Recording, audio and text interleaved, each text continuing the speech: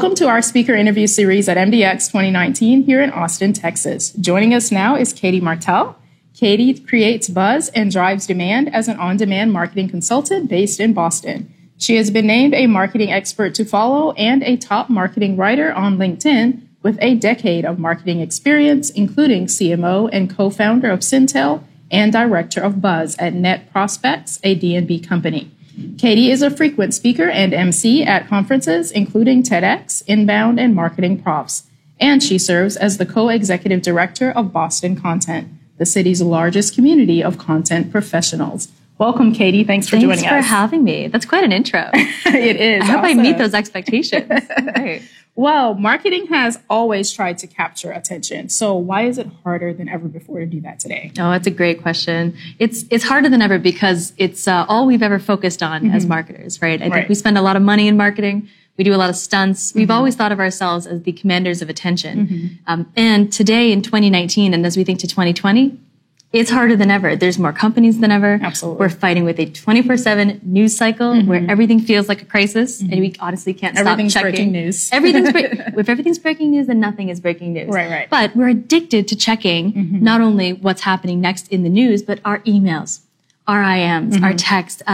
People are absolutely addicted to their technology because there's this inundation of information. Marketing is not immune to that. We're actually feeding that with more marketing than ever. Most companies are doing content marketing. Something like 91% of B2B companies, tech companies, do content marketing, meaning that we're just pumping the internet and our buyers full of this insight, which is not a bad thing, but it means that we're competing with more noise from more places than ever before. Absolutely. And it's not stopping anytime soon. And so when we think about buyers' attention, it's honestly at a premium. Absolutely. So what can companies do to increase their share of getting people's attention? That's the $1 million question. If anyone figures that out, let me know. No, I work with a lot of small companies. So companies that are not the biggest players. Typically they're like the David up against a bunch of Goliaths. And Goliaths have a lot more money. They have a lot more budget. They have a lot more power, resources, everything. They can afford the Super Bowl commercials and they can afford the most expensive and loudest booth at a trade show. So I like to work with those companies that are trying to break through and really unseat, the bigger companies. And the question of how do we get our buyers' attention if we don't have a lot of time, if we have limited resources, limited budget, it requires us to be a little bit more creative than we have been in the past. I think that sometimes we think we have to outspend the competition to be the loudest voice in the room. Now, because there's so much competition, we have to be the smartest voice in the room. We have to be the most confident for our buyers, and we have to be the most original. If you can't outthink them, if you can't outspend them, you have to outthink them. Absolutely. And that means leading with insight, leading with relevant ideas that speak to our buyers at a personal level, and doing it better than companies that are sometimes 10 times our size. 10 times our size. Yeah. So you said once that marketing's right for attention is over. So what do you mean by that? Oh, our fight for attention is well over. And here's the thing about attention, because everyone's fighting for it, it's no longer enough to grab it, right? Like I passed a billboard last night here in Austin. We were driving to dinner. We were in an Uber. And I see this billboard and it said, "Do billboards work?" Just did. And it has like an 800 number. And I'm laughing because it didn't. It didn't work. I just happened to see it. I just saw it. And seeing it was not enough for me to want to take action. Was not enough to me to feel like I knew the company behind the billboard. Was not enough to me to change my behavior. It wasn't enough to create change. And that ultimately is the job of a marketer, is creating that change.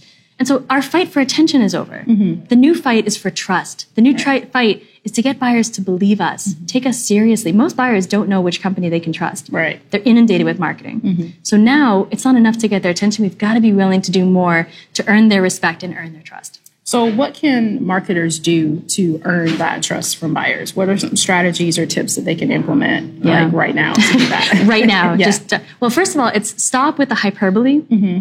Everyone calls themselves the leading innovator of this, the best at that. The best, the top. We've got to be real with our buyers. And I'm talking directly to B2B companies because we work with a lot of marketing that speaks to a C-level audience. And sometimes we think that means we're not marketing to people anymore. A lot of times companies think when they're selling to a C-level audience, they're selling to the company. And they kind of speak as if they're talking to a building. The best marketing speaks to an individual. Right. And every B2B company is selling to an individual buyer with their own personal needs and their personal fears.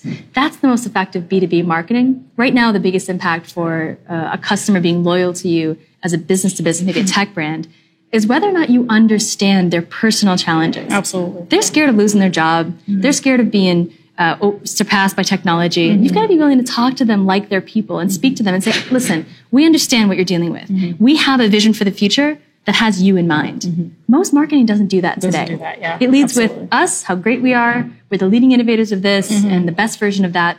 We got to be willing to speak to that individual buyer and speak to their personal value statements. Awesome. So you're the executive director of Boston Content. What is one or two tips of advice that you would give to B2B content marketers today? Yeah, content marketers they have the hardest challenge of all because it's up to you to basically figure out how do we connect what the company wants to do with what a buyer cares about. Absolutely. I think all of our content needs to address one of three things. Where is the industry going? What do you know as a vendor that I don't as a buyer?